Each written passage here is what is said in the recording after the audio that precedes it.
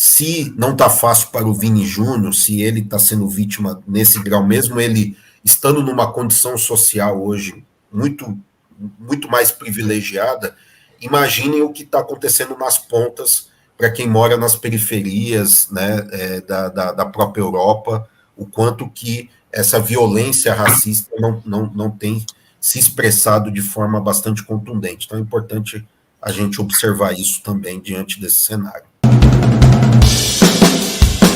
Vamos seguir, falar do que aconteceu ontem, Juninho. Tem inclusive o João Pedro, Dri, fez uma arte, nosso desenhista, João Pedro, autista, que teve na Bahia, lá fez discurso. O cara tá arrebentando, né? Ele se tornou embaixador do autismo na Bahia, Juninho.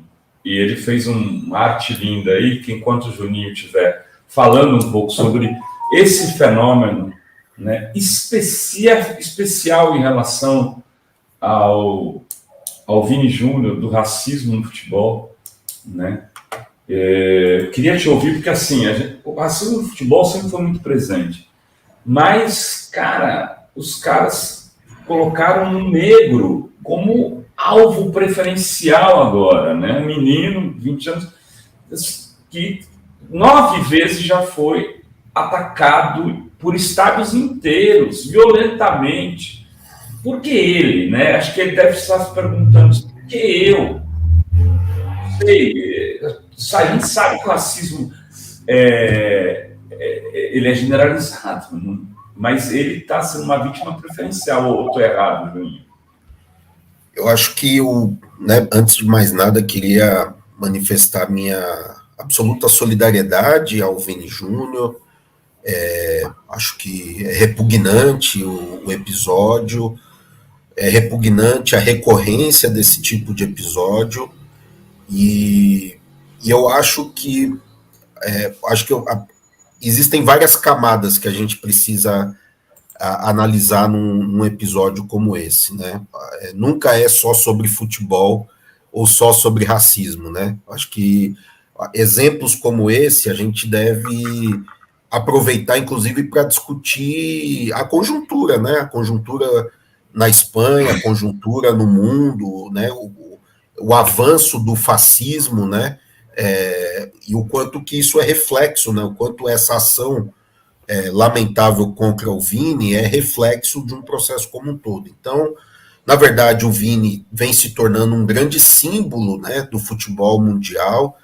Tem tudo aí para nas próximas temporadas se tornar um dos, ou o melhor, né, jogador do mundo, né? Tá assim no fino do futebol, né? Então acho que esse é um aspecto importante. Então, por isso ele, né, por se tornar um símbolo da representação do bom futebol, obviamente ele tem maior visibilidade e acaba também se tornando esse alvo preferencial de ataque, como uma forma de, na minha visão, desestabilizá-lo de uma maneira, mas, sobretudo, eu acho que revela um pouco isso que vocês estavam debatendo aqui um pouco antes, do Bolsonaro, do fascismo. A gente percebe que nós estamos vivendo uma mudança, né, muito significativa do capitalismo no mundo, né, o capitalismo financiarizado, a diminuição, inclusive dentro da própria Europa, do estado de bem-estar social, né?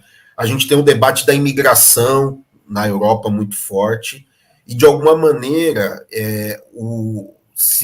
né, a gente viu isso na Inglaterra, na discussão do Brexit, enfim, em vários outros momentos a gente tem visto isso se espalhar pela Europa, o debate de colocar, né, os imigrantes, os negros, africanos, como preferencialmente os culpados por um processo de diminuição da condição de bem-estar social, né? Então, eu acho que isso, de alguma maneira, está muito latente, né? Porque você veja, não é algo episódico, não é algo pontual, como a gente reiteradas vezes já viu acontecer, não só na Europa, como aqui no Brasil. Mas é um coro, né? Ou seja, é um coro que, na verdade, mobiliza setores da sociedade, né, contra um determinado jovem que representa o estereótipo daqueles que, de alguma maneira, representam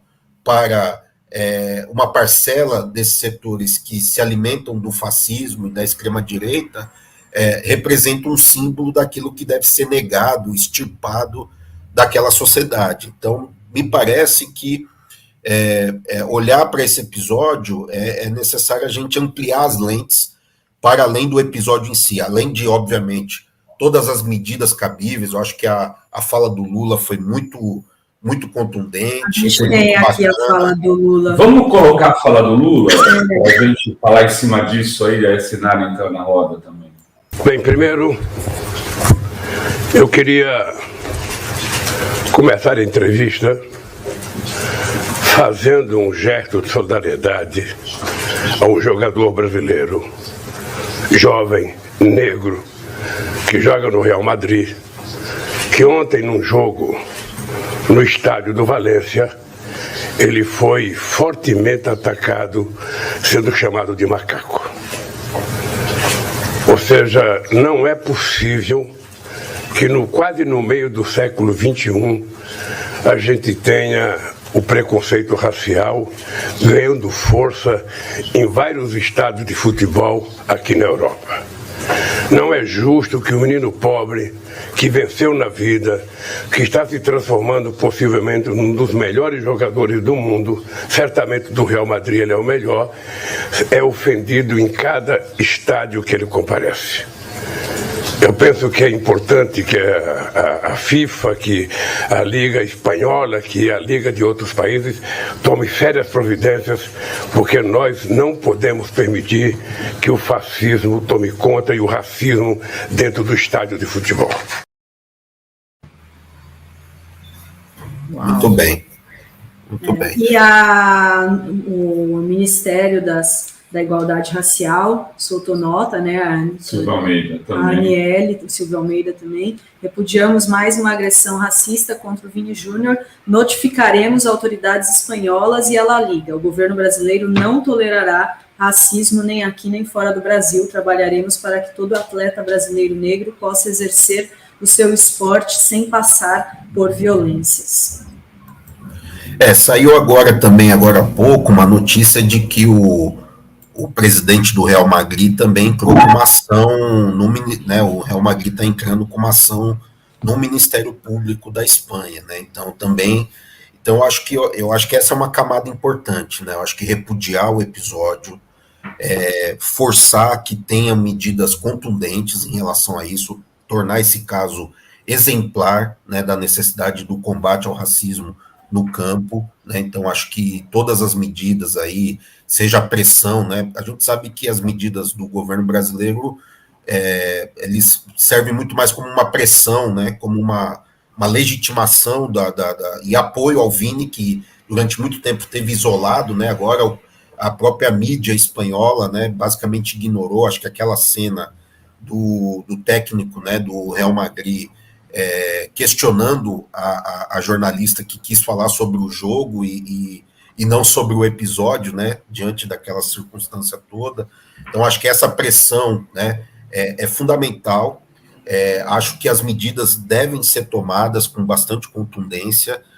Esperamos que o Vini consiga ter equilíbrio emocional, que não é fácil num momento como esse, para seguir jogando na Espanha, porque ele sair de lá é uma vitória dos racistas, mas é fundamental também a gente ampliar a lente, né, observar o que está por trás desse episódio que me parece o futebol, assim como outras expressões culturais, são uma extensão de um problema grave que a gente está vivenciando no mundo, que é o aumento da intolerância, o aumento do fascismo, que é subproduto de uma sociedade cada vez mais desigual, onde cada vez, né, a grana, né, o recurso está concentrado na mão de poucos e vai produzindo desigualdades e vai se utilizando dessas ferramentas ideológicas fascistas para intensificar um processo de conflito, né, entre a própria classe trabalhadora, né? Então, e eu termino esse primeiro comentário dizendo que Se não está fácil para o Vini Júnior, se ele está sendo vítima nesse grau, mesmo ele estando numa condição social hoje muito, muito mais privilegiada, imaginem o que está acontecendo nas pontas para quem mora nas periferias, né, da própria Europa, o quanto que essa violência racista não tem se expressado de forma bastante contundente. Então é importante a gente observar isso também diante desse cenário. Os imigrantes, né, que são muito, né, tem bastante imigrante de países africanos agora, né, na Europa, né, e eu fico me perguntando se fosse o Bolsonaro presidente, né, o que não teria tido esse apoio, essa solidariedade, essa ação do governo brasileiro, né, gente? Não, ele teria dito que era mimimi, né? Se fosse o Bolsonaro presidente, ele ia dizer que era frescura, mimimi. Eu queria comentar o seguinte, me impressiona, eu estava tentando lembrar uma história de racismo que tinha acontecido anos atrás no esporte, e foi aquela história de jogarem uma banana para o Daniel Alves, em 2014, na Espanha. Na Espanha. Então, assim, a Espanha é reincidente em ataques racistas a jogadores brasileiros, né? E então, essa tomada de posição do governo é muito importante, né? É muito importante porque, infelizmente, eu morei na Espanha, um país maravilhoso, mas que tem questões gravíssimas de preconceito racial e de origem, né? Que o pessoal que é da América do Sul como um todo, eles chamam de sudacas. Eles sempre tiveram preconceito com os equatorianos, com os bolivianos, né? Que eles chamam de sudacas, e pelo visto também não toleram as pessoas negras que vêm do Brasil, né? Porque não é a primeira vez que isso acontece na Espanha, e pelo visto as autoridades têm sido coniventes. São quase 10 anos desde que aconteceu o incidente com Daniel Alves, né? 9 anos. O que aconteceu de lá para cá? Nada, pelo visto, não aconteceu nada. Porque eles fizeram a mesma coisa, estão fazendo a mesma coisa com o Vini. Agora, o movimento negro, Juninho, costuma adotar uma estratégia meio a lá Sleep Giants, aí, que eu acho muito boa, de ir para cima da empresa tal, e pedir, por exemplo, quando é empresa de mídia, quando é grupos assim, pedir para desmonetizar, para não ter patrocínio.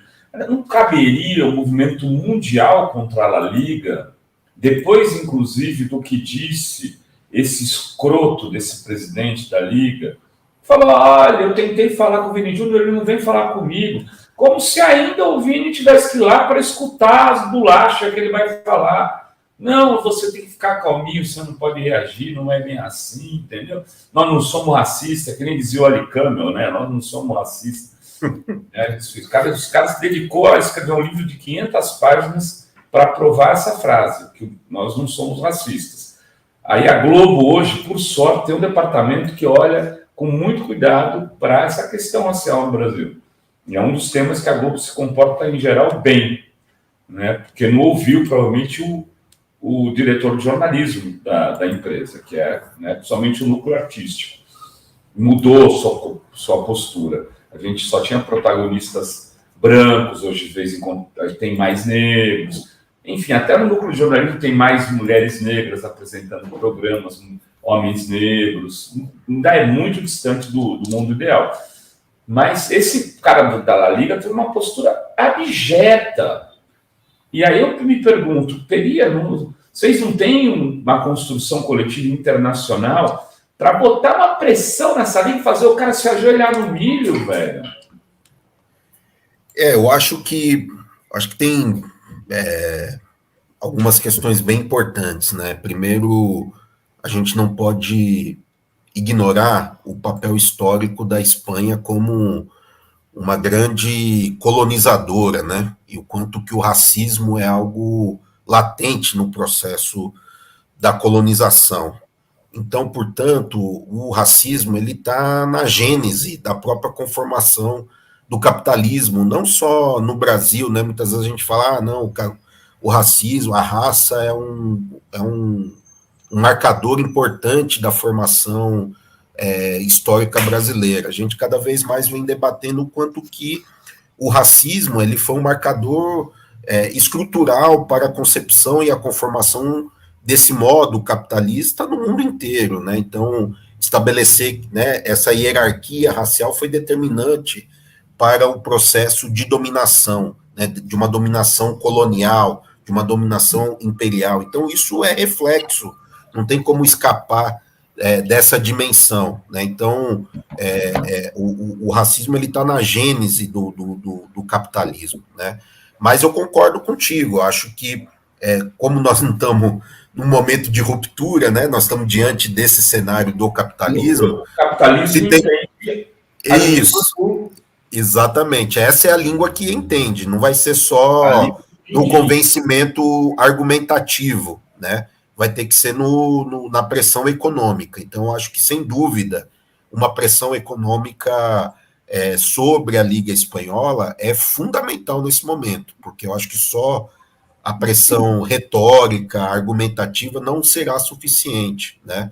Tanto a Liga quanto aos clubes, né? Então, aqui no Brasil mesmo é ridículo as multas que se dão né? Nós tivemos agora recente casos homofóbicos, né? LGBTfóbicos da torcida do Corinthians, mas teve outros episódios também, e o comportamento da CBF também não é muito diferente, né? Muitas vezes é conivente com essas situações. Então, sem dúvida, Rovai, eu acho que a questão econômica aí é uma das medidas necessárias para que a gente possa pressionar e mudar, e acho que o movimento negro, os movimentos sociais devem sim pressionar por um boicote, por uma retirada de patrocínios, enfim, de mexer no bolso dessa galera aí para chacoalhar as estruturas.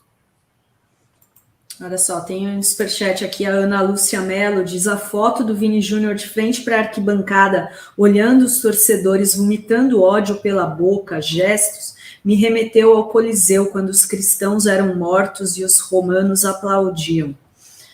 Forte, né, Ana Lúcia? Obrigada. Gabriel Bernabó também manda aqui um super sticker, muito obrigada, Gabriel. Ele diz aqui: Vini Júnior é o alvo porque reage, penso eu, viva Vini Júnior.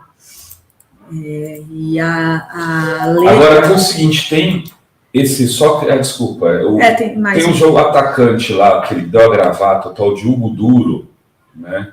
Que deu a gravata no Vini Júnior, o goleiro lá, o Mamadashvili, que também aprontou com o Vini Júnior. Cara, esses caras têm que ser pedido a suspensão por um período longo do futebol, porque a prática é absolutamente antiesportiva.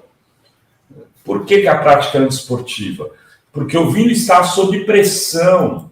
Ele tinha sofrido racismo, a partida tinha sido interrompida, e eles fizeram de tudo para levar ele para a expulsão, depois de ter sido torturado, né, publicamente.